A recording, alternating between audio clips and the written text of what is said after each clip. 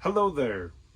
Today I'm going to give you 5 cheap or low-cost things you can do to prolong the life of your heating and cooling system.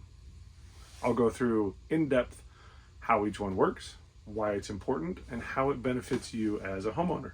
So number 1 is going to be your filter, changing your filter. You should change them often, but how often is often enough? So you've got little 1-inch wide filters, you've got 4-inch wide filters. They all kind of plug up at different rates. A lot of things that can affect that is how many people you have in the home. Do you have pets? Do you live in a dusty atmosphere? So like, are you next to a field where you get a lot of dirt and dust that comes into your home? Those can all play a role into how often you change your filter. If you've got the little 1-inch filters, I would never go more than 3 months. The other thing is, make sure they fit well. Some filters, there's that guillotine door, you slide it up and you're worried that your hand's going to get cut off when you change the filter because it's all just sheet metal and you're like, I don't know, this is really safe. A lot of those don't even filter and fit into the ductwork really well. And so that is one of the better things, is to make sure that your filter actually seals into your duct system. Because anytime the air can leak around, what that does is it allows air to, or dust, to get to your blower motor. It can plug up heat exchangers. So like on a high efficiency furnace where you've got this plastic piping, there's a secondary heat exchanger in there that looks like a radiator. So what you would see on the front of a car, that can get plugged up with dirt and dust. And then your air conditioning coil that typically comes after that. You want to protect your investment. This is a system that should last 15 to 20 years. I've seen many homes where they've had a poor fitting filter that has made it so that the blower motor has gotten plugged up, which means that the blower motor has to work harder. So then you're having to use more electricity. You're wearing out a blower motor. But then also, because things get plugged up, it now takes longer for your house to cool off, or it takes longer for your house to heat up. I've seen it so bad where the furnace is so plugged up that it trips on a high limit because it can't move enough air to dissipate the heat that it's producing. And so that will greatly shorten the life of your equipment. So it really is, just by changing your filter and having a proper fitting filter will help prolong the life of your system. Number 2 is washing out your air conditioner, the fins. Now my unit might look very different from yours, but the concept is still the same. You take a hose, and you take thumb pressure or an attachment. Just don't do a pressure washer, because what you don't want to do is bend the fins on your air conditioner. One of the first things you should do is shut the unit off at the thermostat, or you can come over here and you'll see this that says on, off. Take it, pull it out. You can either set it on top or you can flip it over so now it says off. You might have one of those that's got the lever on the side, but turn it off so this unit doesn't turn on while you're washing it. Now the process is very simple. You take a hose, I have an attachment on here, and you take a section and you go back and forth, back and forth. I just pick a section that's the same width and just work my way down. You do one section at a time, come back up, and do the next one.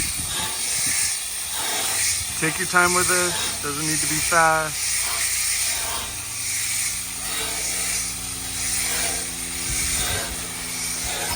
And you'll see around the back side of here, and I'll get the rest of this.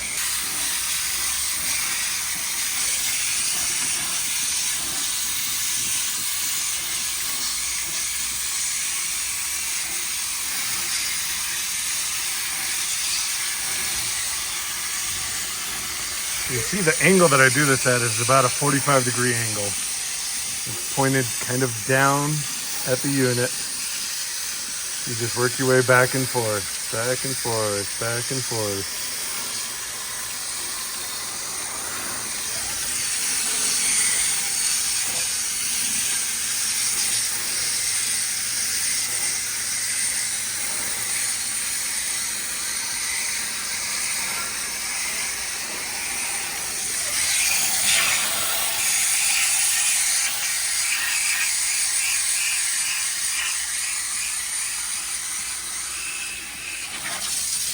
You know, the crap that gets caught down there in the bottom.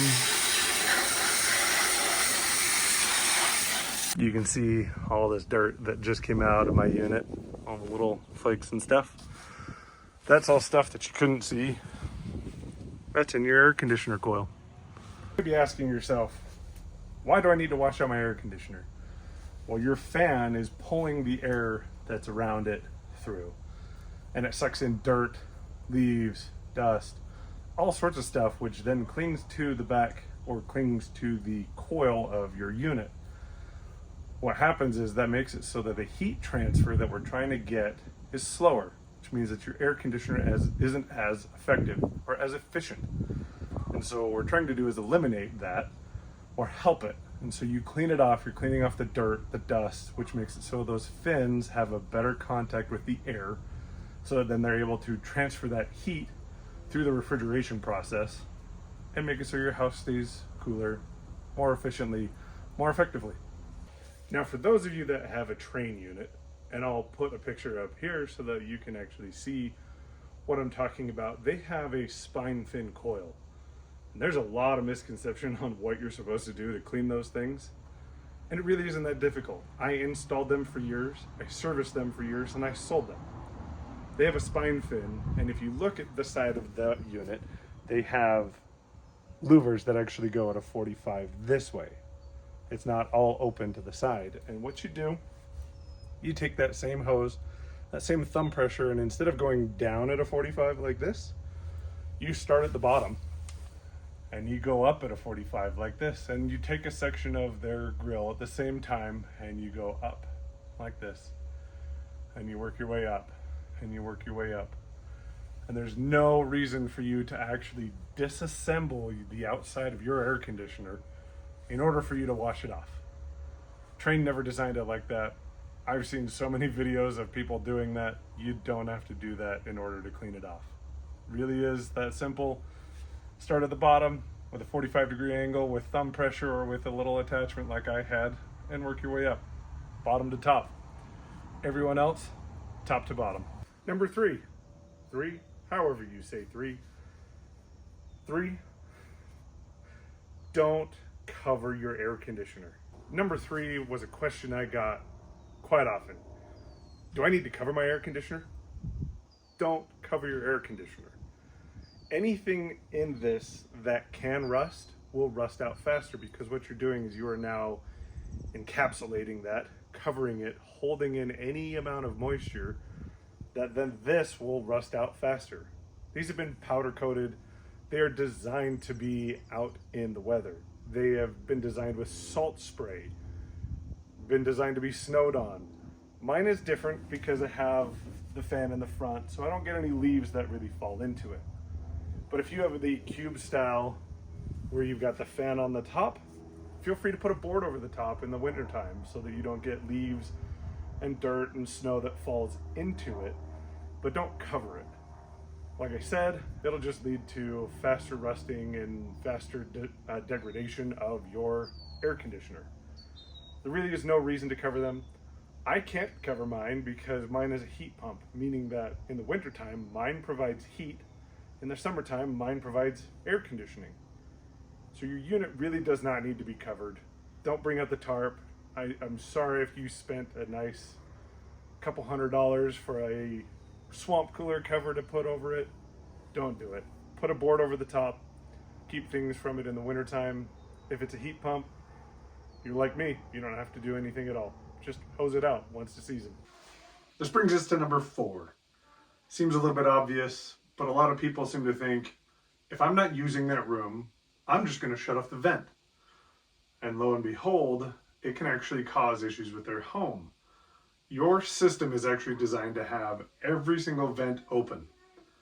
Now there's a little caveat to that. In Utah, we only design our air conditioners typically for the upper level. The basement level, we don't really include for air conditioning. But for upstairs, we need to make sure all of our vents are open.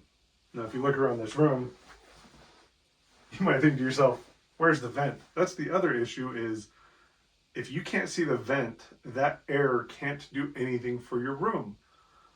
Time and time again, we see a vent covered, underneath a dresser, underneath a bed, and it makes it so that air can't actually come out and mix. This plays a much bigger role with air conditioning than it does with heating. That's because in Utah, all of our vents are in the floor because our homes are designed primarily around heating. So heat naturally rises. Well, we also need air conditioning, which means that all of our vents are now on the floor, and we need that cold air that will naturally want to be on the bottom. We need that air to come up, mix with the room, and then fall back down, make it more comfortable. Here's my kid's room. I can't tell you how many times I run in and my kid has placed a blanket right over a vent. There's the vent, and I'll walk in here. Room is not quite as comfortable as it could be, so I constantly have to move that. The other thing is making sure they're open. If you have a floor vent, should have louvers like this. They open and close. This one's got a little bit of dirt, as you'll always find. Make sure it's open, in the open position. The other thing, and this is going to ruffle a lot of feathers, the designer ones that you have where on the bottom it looks like a grid, those things kill airflow. Absolutely kill. Like 50% of your airflow gets blocked just by having really bad supply air grills.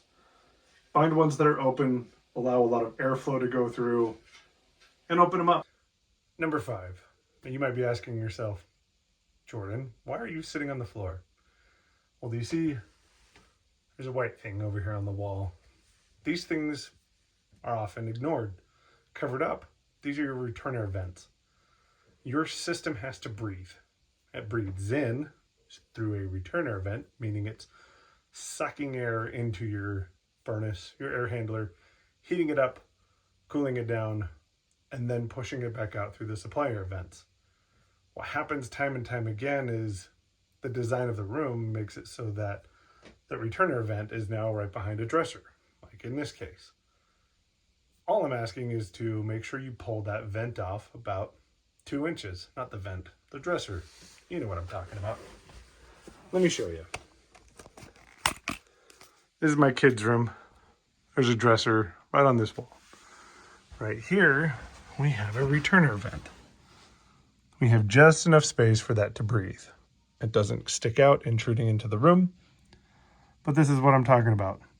Don't cover those up if you want your system to breathe.